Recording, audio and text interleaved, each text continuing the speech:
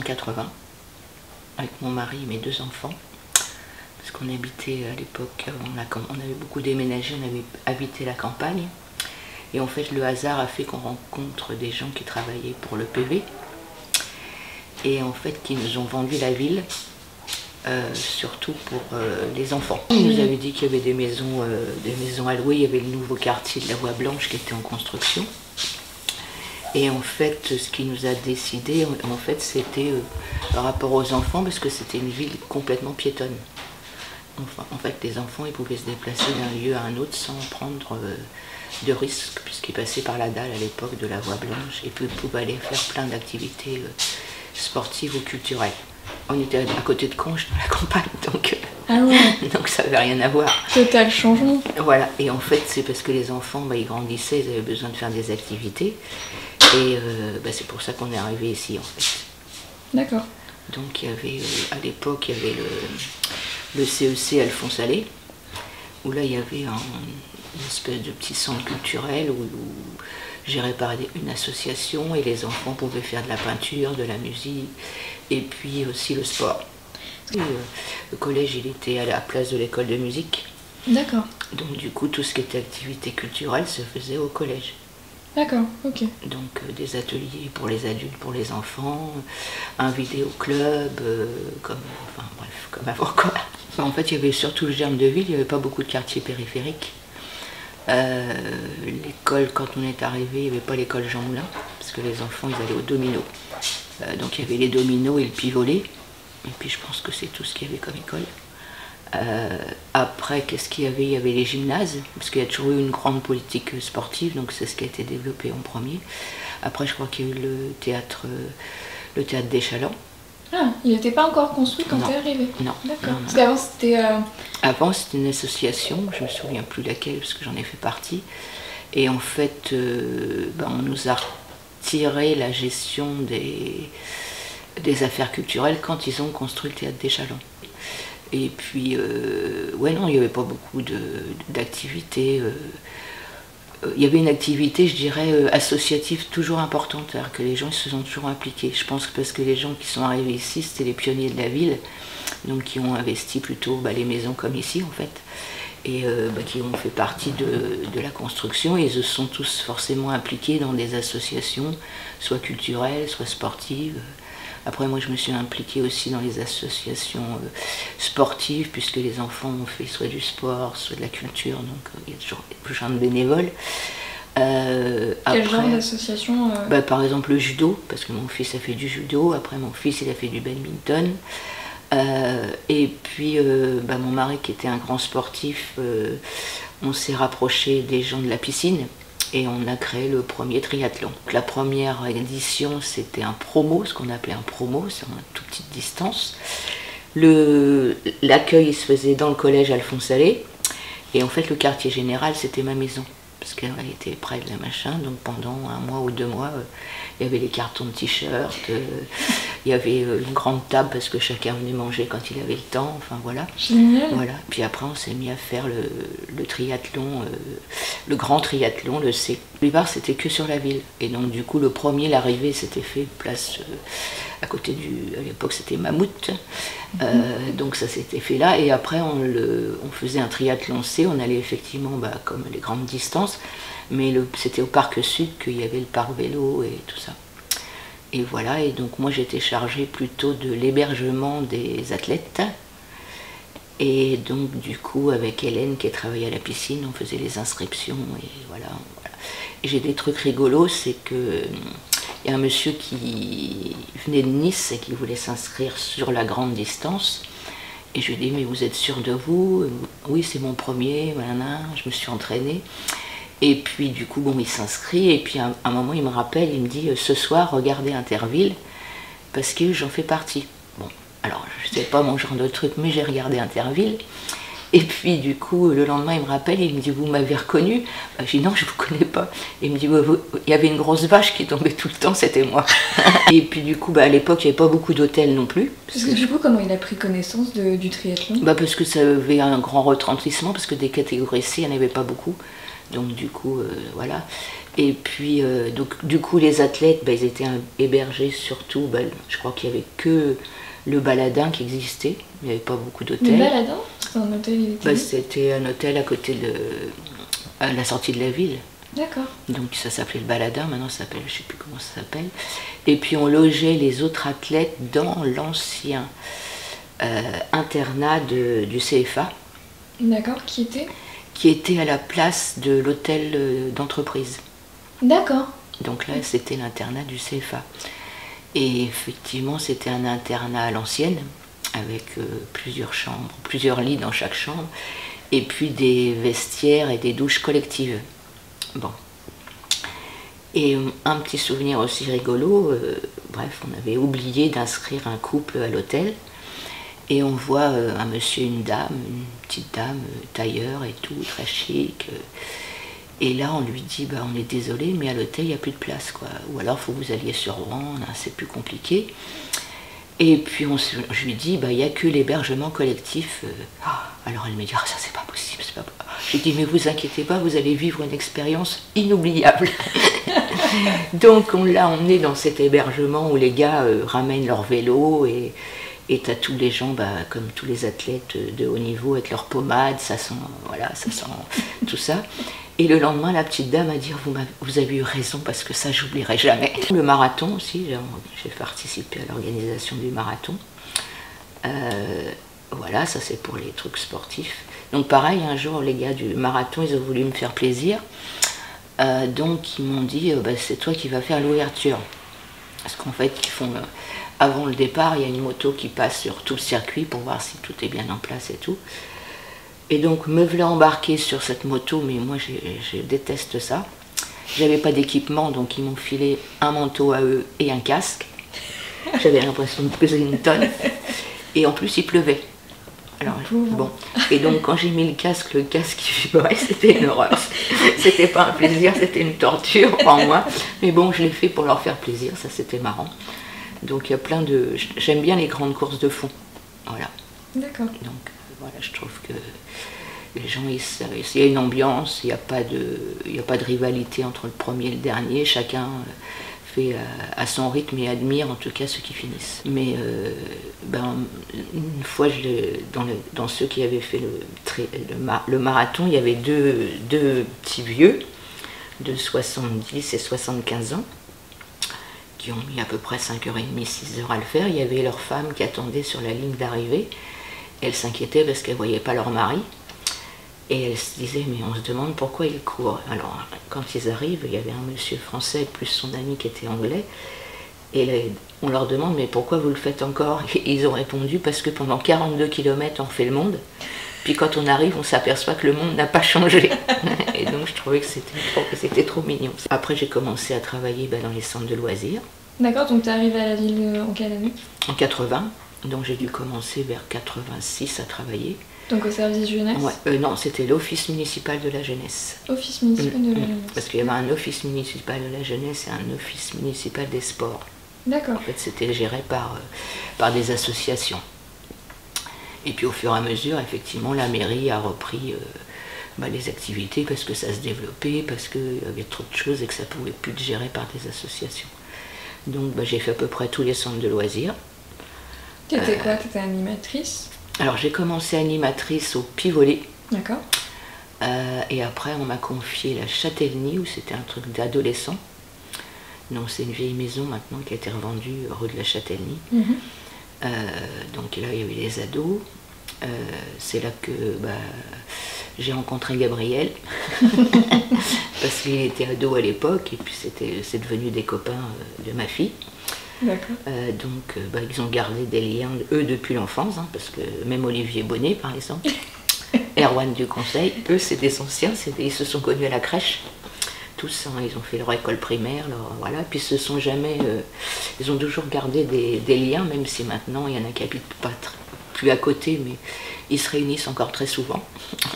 Voilà, ils sont tous des enfants, mais ils se revoient tout le temps. Et puis, de fil en aiguille, j'ai fait la maison des enfants, l'éléphant. La maison des enfants, c'était dans le quartier de la Grosse Borne, d'accord, dont les immeubles ont été rasés depuis. Ok. Donc du coup, il y avait la maison des enfants et la ludothèque. Ah, il y avait déjà une ludothèque. Il y avait aussi. déjà une époque, ouais, il y avait une ludothèque. Et puis quand l'immeuble de la maison des enfants a été rasé, on a été hébergé dans l'école. Et c'est de là qu'est né le projet Une école, un quartier. D'accord. Voilà, avec l'arrivée d'Angélique dans le circuit, Angélique Chassis. Mais en fait, c'est elle un peu qui a l'initiative de ce projet Une école, un quartier, qui fédérait le CFA, le département, le collège Alphonse Allais, les bailleurs, l'école. Voilà, donc on faisait des activités avec des thématiques tous les ans. Voilà, des repas de quartier. Et de fil en aiguille, on a créé avec Angélique le salon des parents. D'accord. Qui consistait? Alors le salon des parents, c'était en fait c'est l'époque il fallait travailler sur la parentalité. C'est toujours un thème à la mode.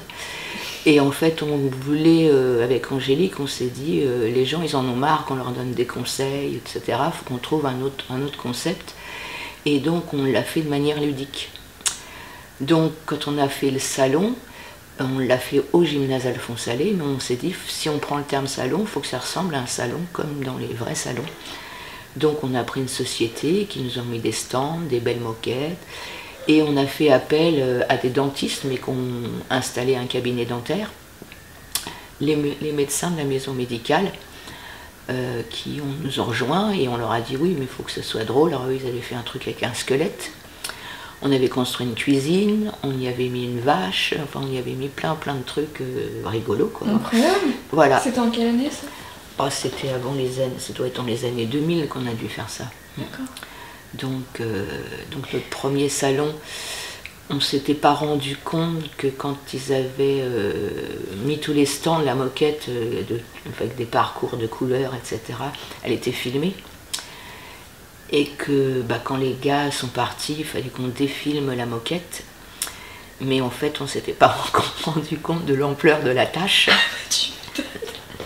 Puisque le film, surtout, ça nous faisait des boules énormes. Et on ne savait pas quoi faire de ces boules.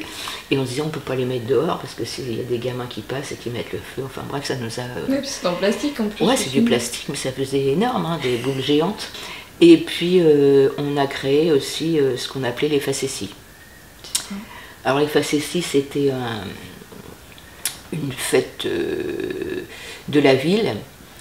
La première idée qui nous était venue, c'est avec un jeune ingénieur, le jeune ingénieur des services techniques à l'époque, qui s'appelait Xavier, avec qui souvent on refaisait le monde le soir, dans mon bureau. Et on s'est dit, on devrait mettre du sable partout. C'était la première idée, donc on a mis du sable partout, on a pris le thème, les 4 éléments. Et donc sur la place des Chalands, on a fait Deauville. D'accord. À Auchan, on a fait le Texas. Et tout ça, c'était couvert de sable. Ouais, des tonnes. Et sur la place, derrière la bibliothèque, Plaine Saint-Jean, on a fait le désert. Donc on a mis des tonnes de sable. Chaque centre s'emparait d'un lieu, donc la ferme des jeunes s'était emparée du désert. Et on a fait ils avaient fait des huttes en bois qui ressemblaient à celles du Sénégal. Et on a fait faire 2 grandes fresques. Alors, les grandes fresques, c'est Monsieur Jacob, le mari d'Élise Jacob, qui les avait faites, qui avait dessiné. Donc, une fresque sur l'Afrique noire et puis une fresque sur l'Algérie, je crois. Et en fait, ces fresques ont été réalisées par Romain Réveillac. D'accord. Avec ses copains. Il doit avoir 20 ans, je pense. Donc, du coup, on était au Tréteau de France.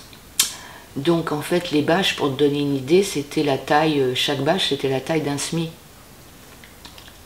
Ah ouais, donc on avait les SMI des Tréteaux de France, on a marouflé, machin, et puis on se retrouvait tous ces jeunes gens et nous là, au Tréteau de France avec des bombes, parce qu'en fait ils bombaient.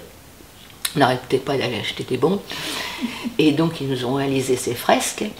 Et puis le jour où on a voulu, on avait imaginé les tendre entre les luminaires, sauf que les bâches étaient trop lourdes et donc ça pliait Bah oui, parce que c'était voilà, la taille d'un SMI. Donc en fait, on a remis les SMI, on a retendu. Voilà. Les jeunes, ils ont dormi dehors parce qu'ils ont dormi dans leur hutte. Nous, on a dormi dans la caravane à Deauville. Donc, Deauville, ouais, voilà, voilà, il faisait une chaleur épouvantable. Et puis au fur et à mesure, après on a créé, on prenait un thème tous les ans aussi, et après on a créé des jardins. En fait, on a créé un jardin naturel à chaque fois, où on ramenait des tonnes de terre, de la pelouse, des fleurs. On allait chercher les végétaux par baobab et tout. On nous ramenait des palmiers qui arrivaient de Belgique. Enfin, c'était bon. Donc, et puis au fur et à mesure, nos jardins se compliquaient jusqu'à ce qu'on s'est dit il faut mettre de l'eau. Et on a mis des bassins d'eau. Ce qui était compliqué, c'est qu'à chaque fois il y avait des fuites. On construisait le jardin sur la place, on partait du bitume. Et on ramenait de la terre, on ramenait de la pelouse, on ramenait des fleurs, et puis on créait un bassin. Et on a fait un truc avec Jean-Claude Bourbeau. Et on a créé Venise sur cette place. Et donc, on a fait venir un piano à queue un soir, parce qu'on avait fait un kiosque. Après, lequel n'a jamais voulu nous le relouer, parce qu'il n'aurait jamais dû le mettre dehors, ce piano. Et donc, Jean-Claude a fait venir une cantatrice. Et lui, il est arrivé à cheval avec la cantatrice. Et on a eu un spectacle d'opéra sur cette place-là. Et on a fait aussi des feux d'artifice de nuit. Voilà. Et toutes les écoles participaient, parce qu'en fait on faisait ça le samedi. Donc en fait c'était 15 jours de montage pour une journée de fête. Voilà. Avec, mais bon, ça en valait la peine.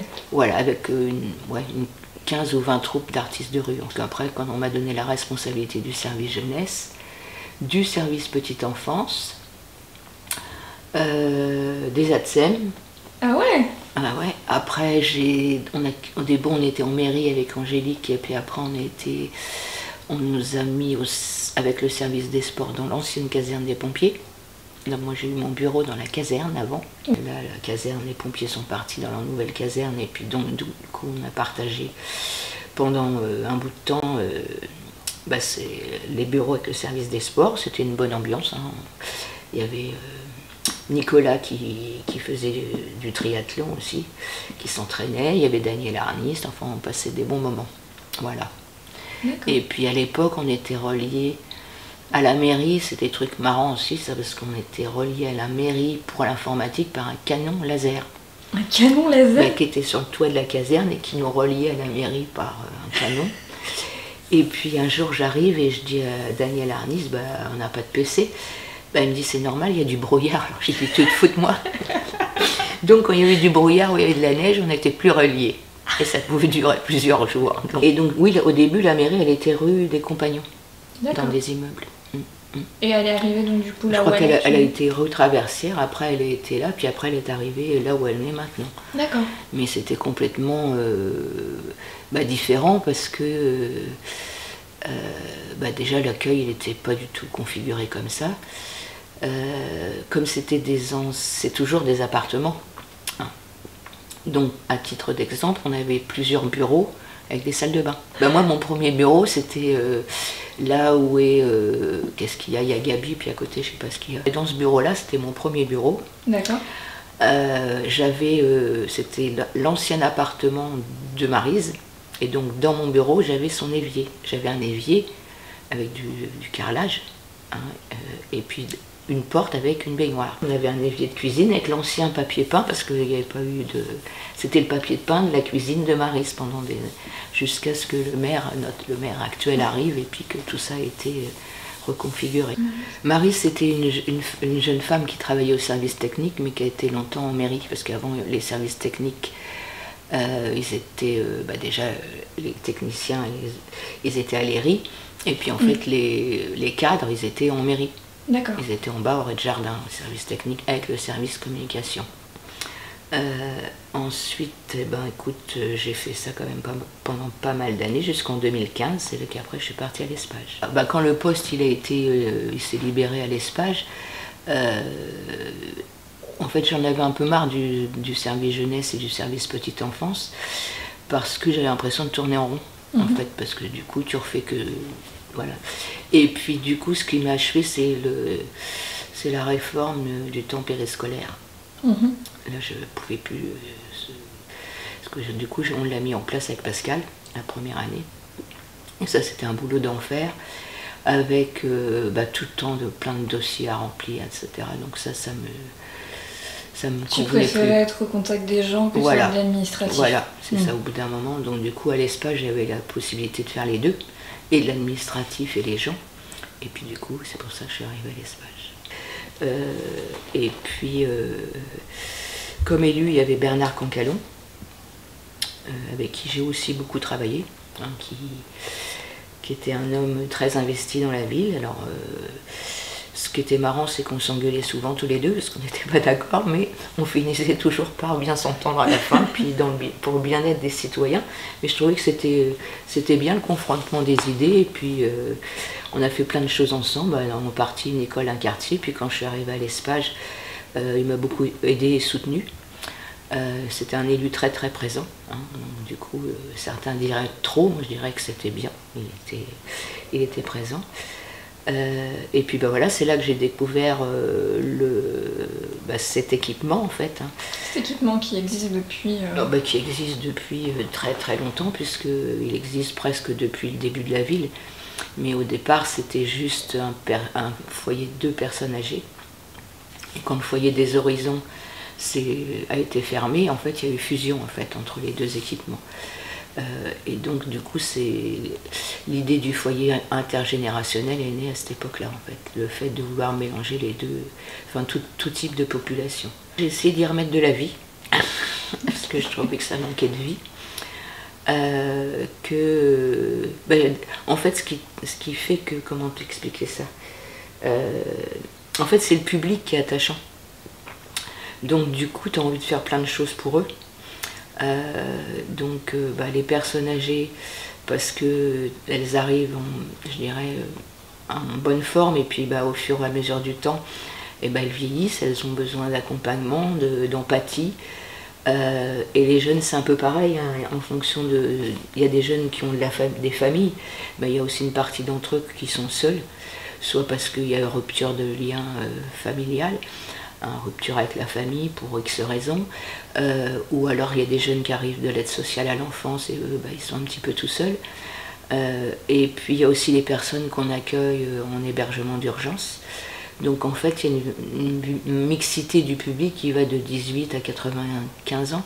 Donc c'est ça qui est enrichissant, c'est de les accompagner tous en respectant aussi leur choix de vie.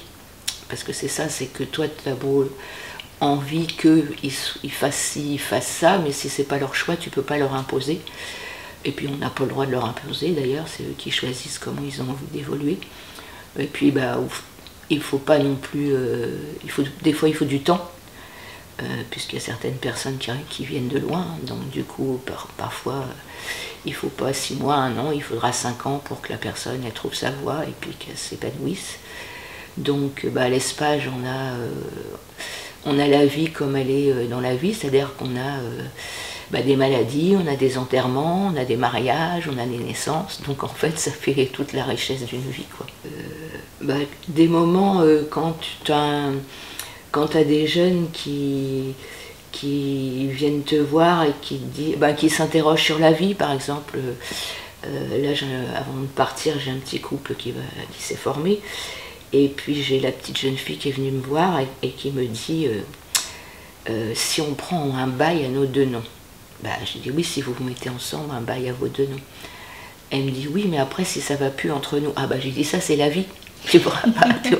Donc c'est des petits moments comme ça où les jeunes ils s'interrogent sur leur avenir.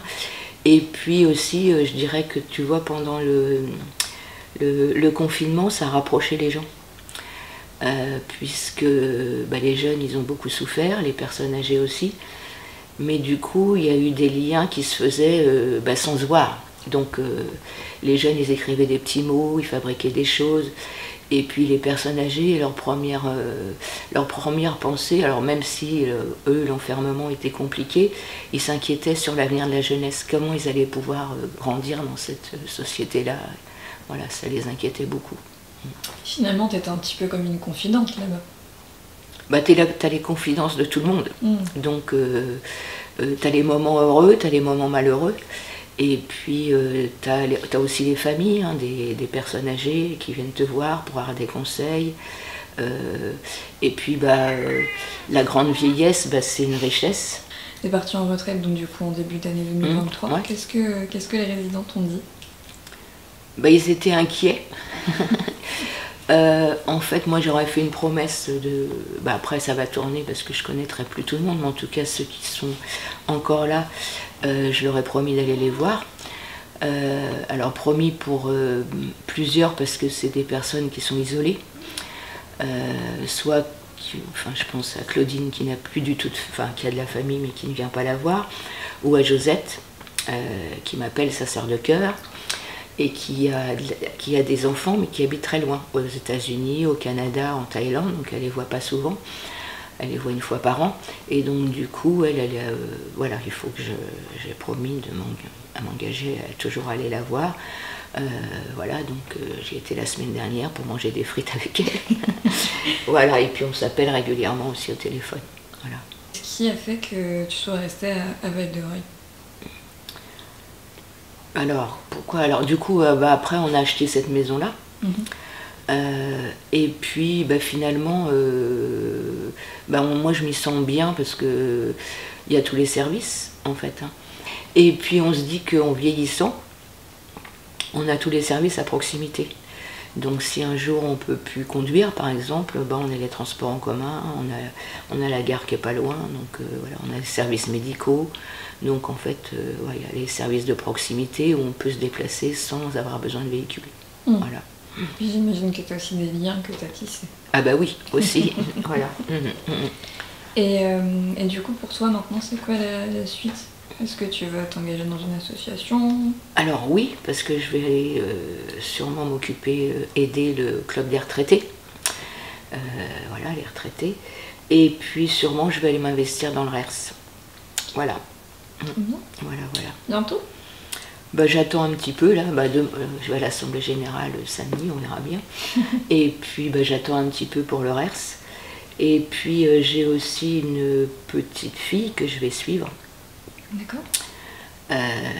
Qui est arrivée à l'Espagne il y a quelques mois maintenant, ils sont installés en ville, qui s'appelle Moa. Et qui je vais la suivre pour ses devoirs. Et puis, un peu comme grand-mère, quoi. Tu ne comptes pas quitter Val-de-Reuil? Non, je pense pas, non. Maintenant, il est trop tard.